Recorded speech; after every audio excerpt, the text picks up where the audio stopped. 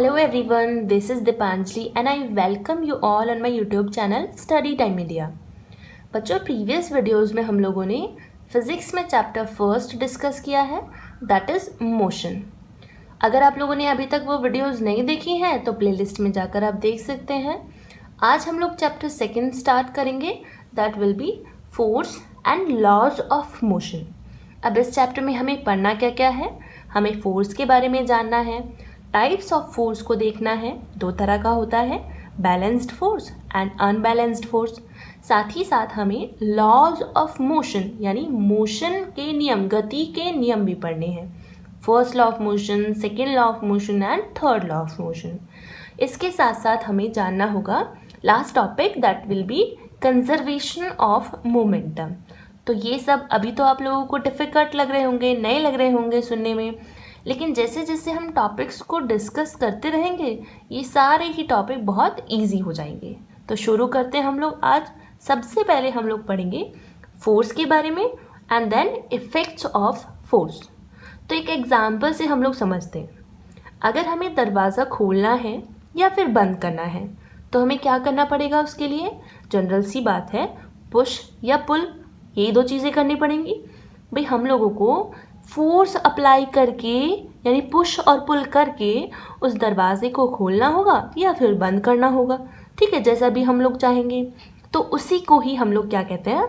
Force. तो simple सी language में अगर डिफाइन करेंगे ना तो क्या कहेंगे? अ पुश और pull on a body is called force, ठीक है।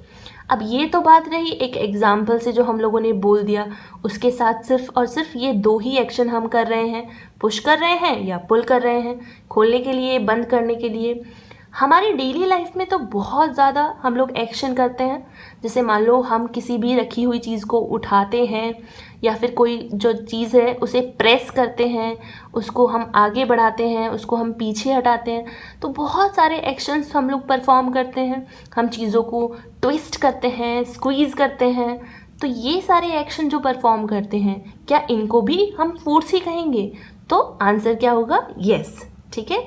जो भी हम लोग एक्शंस परफॉर्म करते हैं, यही नहीं कि पुश और पुल, हम लोग जो ट्विस्ट कर रहे हैं, जो स्क्वीज़ कर रहे हैं, जो हम लोग मूव करा रहे हैं किसी बॉडी को या फिर बॉडी की मूवमेंट को रोक रहे हैं, वो सब क्या होता है? वो फोर्स होता है।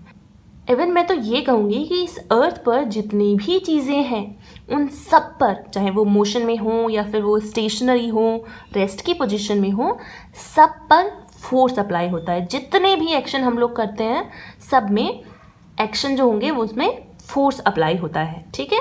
मान लो अगर मैं लिख भी रही हूँ तो पेन पर फोर्स अप्लाई करूँगी, ठीक है।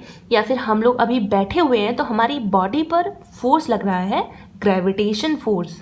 और अर्थ पर ही नहीं, हम अगर अर्थ के बाहर अपने यूनिवर्स को देखते हैं, सोलर सिस्टम को देखते हैं, तो सारे प्लैनेट पर फोर्स अप्लाई हो रहा है। सेंट्रीपिटल फोर्स किसके थ्रू हो रहा है? सन के थ्रू हो रहा है।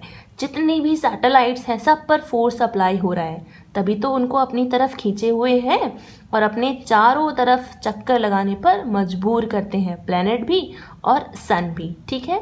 तो ये सब एक्शंस किसका आउटकम है? फोर्स का। समझ में आया? अब हम लोग देख लेते हैं इफेक्ट्स ऑफ फोर्स, यानी जब चीज़ों पर, ये तो हमें पता चल गया भाई फोर्स क्या होता है, जो एक्शंस हम लोग परफॉर्म करते हैं वो सब फोर्स के ही थ्रू होते हैं। और जनरल नेचुरली भी बहुत सारे फोर्सेस हैं जो हमारी बॉडी पर लगते हैं, ठीक है, या फिर किसी भी ऑब्जेक्ट पर लगते हैं। अब हम लोग ये देखेंगे कि फोर्स लगने पर क्या क्या इफ़ेक्ट्स जनरेट हो सकते हैं। तो फर्स्ट अगर हम बात करें, a force can move a stationary body. अगर कोई भी बॉडी रुकी हुई है तो फोर्स लगाने पर वो मूव करने लगेगी, ठीक है, क्लियर। जैसे मान लो अगर एक फुटबॉल रखी हुई है और आप किक करो उसको तो वो मोशन में आ जाएगी ना।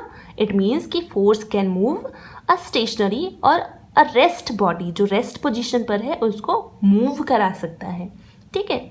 अब ऐसा तो नहीं कि जो बॉल आपने किक की है वो जीवन भर वो उड़ती रहेगी, हवा में ही चलती रहेगी, या जो घास पर है तो वो लगातार आगे बढ़ती रहेगी, वो कहीं ना कहीं तो स्टॉप हो ही जाएगी ना। तो दूसरा पॉइंट भी हमारा यहीं से क्लियर हो जाएगा।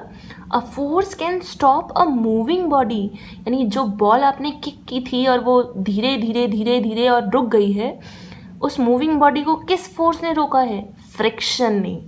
जो फोर्स फ्रिक्शन जो अर्थ लगा रहा है, जो अर्थ की सरफेस उस बॉल पर, वो जो बॉल जा रही है उस बॉल पर जो अर्थ की सरफेस ने फ्रिक्शन लगाया है, जिसकी वजह से वो क्या हो गई? रुक गई। इस पोजीशन में जा रही है, फ्रिक्शन इस तरफ लग रहा है, तो यहाँ पर उस बॉल को रुकना पड़ा।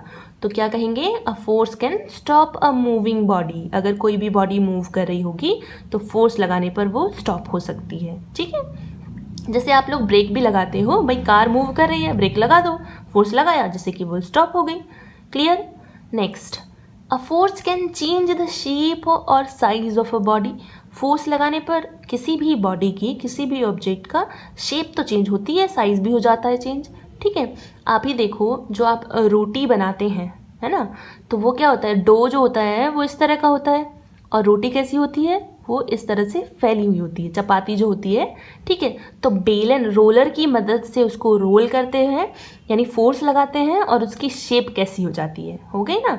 ऐसे ही आप किसी भी जो बॉल होती है, स्क्वीजिंग बॉल, उसको भी आप लोग अगर प्रेस करोगे तो उसकी भी शेप बदल जाती है। तो आप, अब ये पेन ही है, इस पर अगर मैं हैमर से स्ट्राइक करूं तो क्या होगा? ये टूट जाएगा, फोर्स लगाने पर शेप बदल जाएगी इसकी, ऐसा थोड़ी ना रहेगा वो। ठीक है, next one, force can change the direction of a moving body. कोई भी मूविंग बॉडी जिस डायरेक्शन में मूव कर रही है, फोर्स लगाने पर उसकी डायरेक्शन बदल सकती है।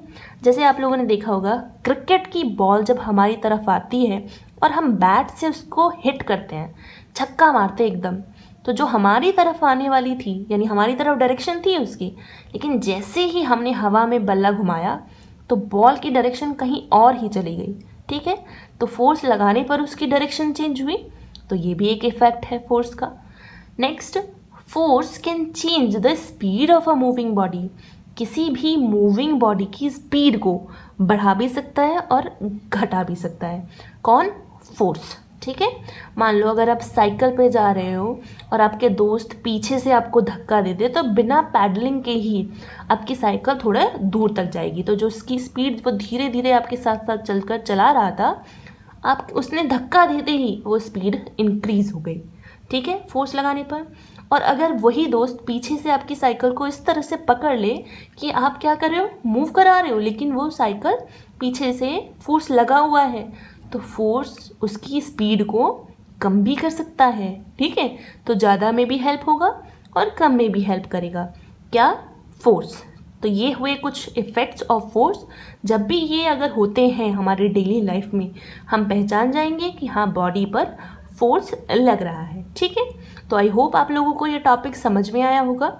और अगर आप लोगों ने अभी तक चैनल को सब्सक्राइब नहीं किया है तो कर दीजिए, साथ में बेल आइकन को भी प्रेस कर लीजिए ताकि डेली अपडेट आप लोगों को मिलती रहे।